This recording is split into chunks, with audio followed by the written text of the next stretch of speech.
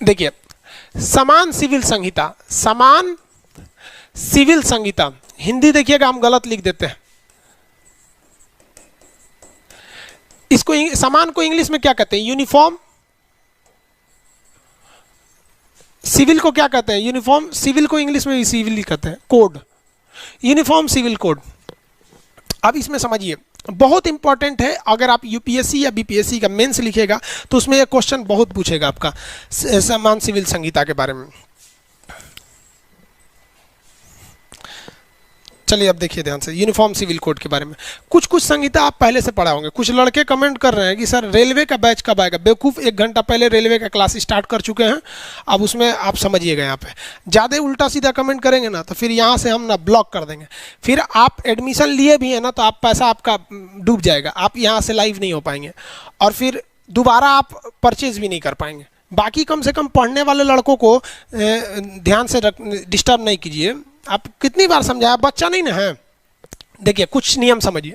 अगर आप क्राइम करेंगे तो उसे कहते हैं अपराध संहिता, दंड संहिता, जिसे कहते हैं पीनल कोड। आप कोई अपराध कर दिया ना, उसको कैसे लतियाएंगे उसे कहते हैं दंड संहिता या पीनल कोड। चुनाव में क्या नियम कानून रहेगा उसे कहते हैं आचार संहिता। समझाएंगे कि नहीं? आचार संहिता। आप बताइए, क्या बिहार में चुनाव का अलग नियम होता है, यूपी में अलग होता है, केरला में अलग होता है? नहीं होता है। हर जगह एक रहते हैं चुनाव के नियम कि 48 घंटे पहले आपको प्रचार बंद कर देना है। कैसे कैसे क्या नियम है? क्या केरला में मर्डर करेंगे तो दूसरी सजा है, बंगाल में करेंगे तो दूसरा है? नहीं ना। क्या केरला में मुस्लिम का अलग नियम है, मुस्लिम मर्डर करेगा तो दूसरा है, हिंदू मर्डर करेगा तो दूसरा है? नहीं है। तो हिंदुस्तान में क्रिमिनल कोड सेम है और आपका सिविल कोड भी, मतलब ये आपका जो चुनाव की आचार संहिता वो भी सेम है। लेकिन सिविल कोड क्या है कि सिविल कोड में मेनली 3-4 चीजें आती हैं, आप ध्यान से समझिएगा। पहला आता है आपका विवाह। अब विवाह हुआ है तो कहीं ना कहीं तलाक हो जाएगा। तलाक का वीडियो बना के पढ़ा चुके हैं, तलाक की बिद्दत खत्म हुआ है। और क्या हो जाएगा? वसीयत। वसीयत, वसीयत मतलब समझते हैं उत्तराधिकारी। उत्तराधिकारी का कुछ नियम कानून होते हैं। अब ये मुसलमान हिंदू में थोड़ा थोड़ा चेंज होते हैं सब। यहाँ समझिए चौथा, गोद लेना। गोद लेना, गोद लेने में नियम है आप अपने से 21 साल छोटा लड़का या लड़की ही गोद ले सकते हैं। पता चला कि 25 साल उम्र है, 24 साल की लड़की गोद ले लीजिए जरा गोद ले लीजिए चौपट कर देगा वहाँ पे। गोद लेने के लिए नियम इतना है कि 21 साल छोटी रहनी चाहिए आपसे। गोद लेने का नियम सब में अलग अलग है। तो आप अगर ध्यान से देखेंगे ना तो संविधान का अनुच्छेद 25 कहता है कि सभी व्यक्ति को धार्मिक स्वतंत्रता है, सामूहिक रूप से वो धार्मिक पालन कर सकता है, धार्मिक कार्य के लिए रखा हुआ धन टैक्स नहीं रहेगा और विद्यालयों में आपकी धार्मिक शिक्षा नहीं दी जाएगी। तो ये उतना इंपॉर्टेंट नहीं है, मेन 25 है, यही ना आपको धार्मिक स्वतंत्रता देता है। तो अनुच्छेद 25 कहता है कि हर धर्म की रीतियां अलग है, लेकिन हमारा आर्टिकल 13 क्या कहता है, पढ़ा चुके हैं आपको। अनुच्छेद 13 क्या कहता है? अनुच्छेद 13 कहता है कि कोई भी ऐसा नियम कानून लीगल ही नहीं रहेगा जो दूसरे को तकलीफ पहुंचाता हो, चाहे वो हिंदू का हो या मुसलमान का हो। दूसरे को तकलीफ पहुंचाएगा तो हम उसे रहने नहीं देंगे। फिर वो आर्टिकल 25 की तरह ये नहीं कहेगा कि हमारी धार्मिक स्वतंत्रता है। तो इसी में विवाह का नियम आ गया। हिंदू भी विवाह एक करेगा, मुसलमान भी एक। मुसलमान में पॉलीगैमी है, बहुत सारे विवाह कर सकता है। अब बात समझिए, यहाँ पर यूनिफॉर्म सिविल कोड की मांग क्यों उठ रही है? और ये काफ़ी मुश्किल है। इससे ऐसा नहीं कि केवल हिंदू को तकलीफ होगा या केवल मुसलमान को तकलीफ होगा। इससे सबसे बड़ा दिक्कत गवर्नमेंट को होगा, पूरा रिकॉर्ड चेंज करना पड़ जाएगा। तो उसमें गवर्नमेंट अभी यूनिफॉर्म सिविल कोड लाने की तैयारी कर रही है। वरना अगर देखिएगा ये इतना ईजी रहता तो गवर्नमेंट तुरंत ला देती, क्योंकि लोकसभा राज्यसभा दोनों में बहुमत है। इतना किसानों पर विद्रोह हुआ, कहाँ कुछ हुआ। विवाह देखिए, समझिए ध्यान से। अनुच्छेद 25 कहता है कि हम किसी भी मतलब हर एक तरह की धार्मिक स्वतंत्रता है, हम अपना धर्म मान सकते हैं। तो इस्लाम धर्म में है कि आप 1 से ज़्यादा शादियां कर सकते हैं। ठीक है, चलिए मानते हैं कर सकते हैं यहाँ पे। अब अनुच्छेद 13 देखिए ध्यान से क्या कहता है। अनुच्छेद 13 कहता है कि लड़का लड़की सब बराबर है। ऐसा कोई कानून पहले का नहीं रहना चाहिए जो बाद की किसी कानून को तकलीफ पहुंचाए। इस्लाम में कहा गया है कि आप दूसरी शादी कर सकते हैं, लेकिन उसके कुछ शर्त है। आपकी पहली बीवी मर गई हो या फिर पहली बीवी से बच्चे ना हो। तो पहली बीवी मर गई है तो नॉर्मली लोग कर लेते हैं, चाहे वो किसी भी धर्म में हो। अगर पहली बीवी है, दूसरी शादी करना चाहते हैं, तो कंडीशन अगर उससे बच्चे नहीं हुए हो तब और इस्लाम में कहा गया है कि अगर आपको दूसरी शादी करनी है ना पहली बीवी के होते हुए भी, तो पहली बीवी से आपको लिखित में परमिशन लेना होगा। तो ये लोग ब्याह करते समय ये कानून भूल जाते हैं, लेकिन उनको दिखता है ना हमारा 2 ब्याह करना है। अब महिलाएं सुप्रीम कोर्ट में केस कर दी, कहीं क्या भैया, सुप्रीम कोर्ट ने बोला कहा, तो कहा कि देखिए मूल अधिकार कहता है कि अनुच्छेद 15 क्या कहता है, जाति धर्म लिंग के आधार पर भेदभाव नहीं कर सकते। कहा ठीक है, लड़का लड़की पे भेदभाव नहीं होगा। तो महिलाओं ने कहा कि एक पुरुष 4 मेहरारू रख सकता है, महिला 4 हस्बैंड रख सकती है? नहीं रखने देगा, उसका हस्बैंड भगा देगा उसको यहाँ पर।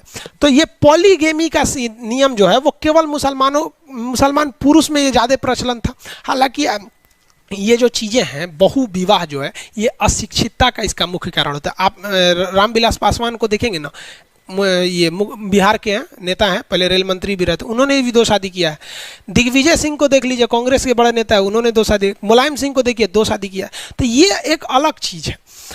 तो इसमें कहा गया है कि नहीं भैया, हिंदू भी एगो शादी और मुसलमान भी एक शादी, क्योंकि समान सिविल संहिता रहना चाहिए। आप हिंदू है ना, तो आप 7 फेरा लीजिए, हम आपकी रीतियों को नहीं मना कर सकते, क्योंकि अनुच्छेद 25 कहता है रीति नहीं चेंज कर सकते। आप मुसलमान है ना, तो आप कहिए निकाह कबूल है, आधा किलो छोहाड़ा लुटा दीजिए। मुसलमान में शादी होता है तो छोहाड़ा खिलाया जाता है, शुभ माना जाता है मुसलमान में छोहाड़ा। जैसे हिंदू धर्म में नारियल कैसे शुभ है, वैसे मुसलमान में छोहाड़ा और खजूर शुभ होता है। अलग अलग अपना अपना जो देखिए ना, गजब भाई, यहाँ पे फल को भी बांट लिया, नारियल तुम्हारा छोहाड़ा मेरा। तो इसमें कहा गया है कि आप रीति अलग रखिए। ईसाई को शादी करना है मोमबत्ती जला के शादी कर लिया, हिंदू को शादी करना है तो अग्निकुंड जलाना है, मुसलमान को शादी करना है मौलाना साहब से कबूल है। तो कहता है संविधान कि सबके लिए नियम कानून सेम रहना चाहिए। विवाह का ऐसा नहीं है कि आप बहु विवाह कर लीजिए, 4 को मेहरारू रख लीजिए, एगो के रहने के बाद भी दूसरा रख लीजिए, ये गलत भी है, महिलाओं को बड़ा झमेला होता था। तो ये दोनों के लिए सेम है भाई, एक हस्बैंड एक वाइफ। वैसे भी महिलाएं कम है, सोच रहा है एगो 4 को करेगा तो घट जाएगा, हम लोग को तो भी दिक्कत ना हो जाएगा, नेपाल से लाएंगे लोग क्या। अब उसी में कहता है समान सिविल संहिता के तहत कि आप लोग, हाँ शशि थरूर भी कमेंट कर रहे हैं कि सर शशि थरूर भी, ठीक है दूधू को पति वालों को लिस्ट बना के रख ले कमेंट करके लिस्ट में दे रहा है सर सबनी के दूधू को पति। तो चलिए एक हमको लग रहा है आइडिया है, काहे लिए ये लिस्ट काहे लिए बनाया, हमको भी लग रहा है ना ये बहाना बनाया है कि अगर कोई बोलेगा ती का 2 ब्याह कर लिया तो लिस्ट दिखाएगा, देखो इतना बड़ आदमी किया। अरे भैया 2 ब्याह करेगा ना तो फिर 2 ब्याह करेगा तो फिर नरक देख लेगा पृथ्वी पे।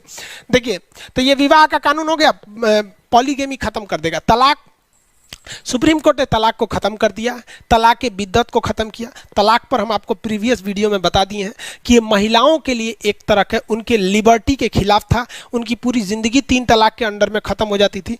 तो ये अभी भी समान सिविल संहिता आया नहीं है, जिस दिन आएगा ना तो हिंदू भी तलाक दे सकता है और मुसलमान भी तलाक दे सकता है, लेकिन सबको तलाक देने के लिए कोर्ट में जाना पड़ेगा। समझ में आ गया कि नहीं। अब मुसलमान लोग विरोध कर रहे हैं कि नहीं ये हमारे इस्लाम के खिलाफ है, ये है वो है, मौलाना लोग इस्लाम खत्म हो जाएगा। अरे इस्लाम खत्म हो जाएगा, अच्छा इस्लाम खत्म हो जाएगा, हम बोल देंगे तो मुसलमान लोग हमारे खिलाफ हो जाएगा। सुनिए ध्यान से, इसीलिए ये सब बतिया एप्लीकेशन पे बोलते हैं। इस्लाम में नियम है, इस्लाम का कानून, अगर अनुच्छेद 25 कहता है धार्मिक कानून, इस्लाम का कानून है कि चोरी करे तो हाथ काट दो, है ना। कोई मुसलमान चोरी करे ना तो उसका हाथ काटिए, कहिए काहे काटिए, तो अनुच्छेद 25 तुम्हारी धार्मिक स्वतंत्रता, इस्लाम कहता है हाथ काट दो, तो कहेंगे ना हाँ हमारा हाथ काटेंगे, इस्लाम बाहर में गया, पर हमको भारतीय दंड संहिता इंडियन पिनल कोड की तरह चोरी की सजा दीजिए, 2 साल जेल में रखिए, हाथ काहे काटिएगा। वहां उनको इस्लाम नहीं दिखेगा।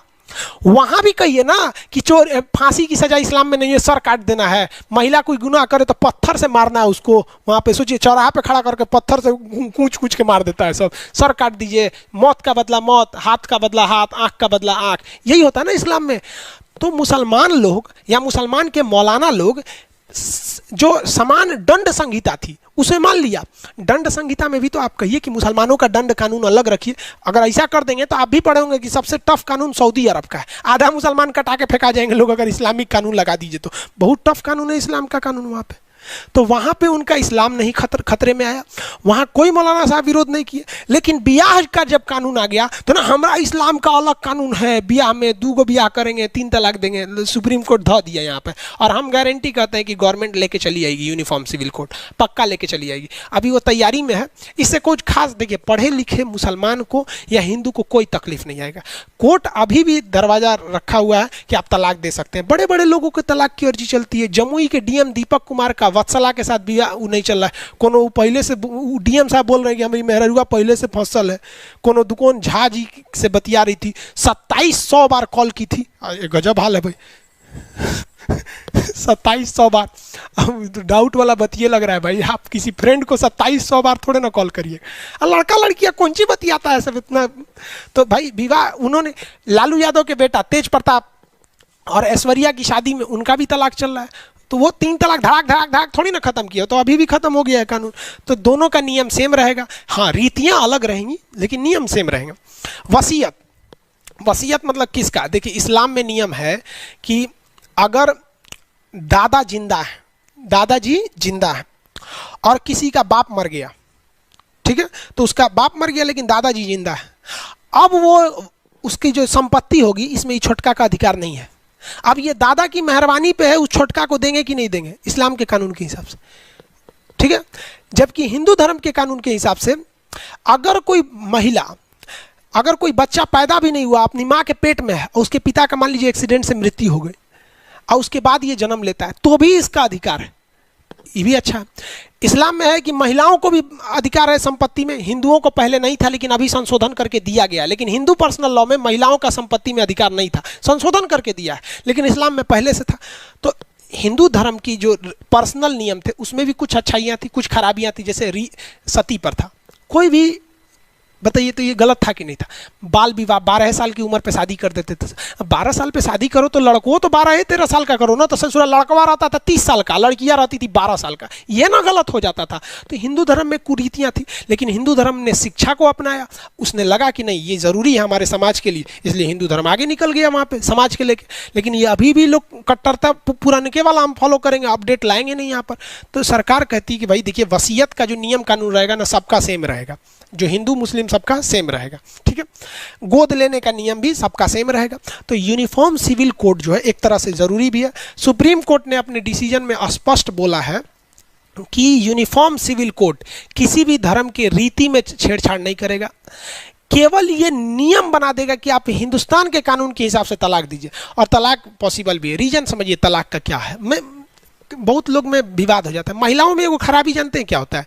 जब इनको गुस्सा चढ़ेगा ना, गुस्सा चढ़ेगा तो इनको ये समझ में नहीं आएगा कि किसको कितना बोल रहे हैं। ऐसा बात बोल देगी सब ना कि आदमी पगला जाएगा वहाँ पे। गुस्सिया के आधा 80% तलाक केवल जुबान की गंदगी से होता है। इतना टफ वर्ड बोल देते हैं कि दिल के तकलीफ है। कह देंगे तू और अच्छा तो हमारा रिक्शा वाला से बिया हो गया रहता। बताइए ये गलत बात है कि नहीं है? रिक्शा वाला से बिया, एक पुरुष क्यों जाना जाता है? कमाने के लिए, मुख्य रूप से वो कमाने के लिए जाना जाता है कि कभी भी ये कमाएगा। जिस वजह से वो जाना जाता है कमाने के लिए, तो तू बोलती है कि रिक्शा वाला से बिया हो जाता है। यानी कमाने के लेवल में तूने सबसे नीचे फेंक दिया, उसको फेंक दिया ना।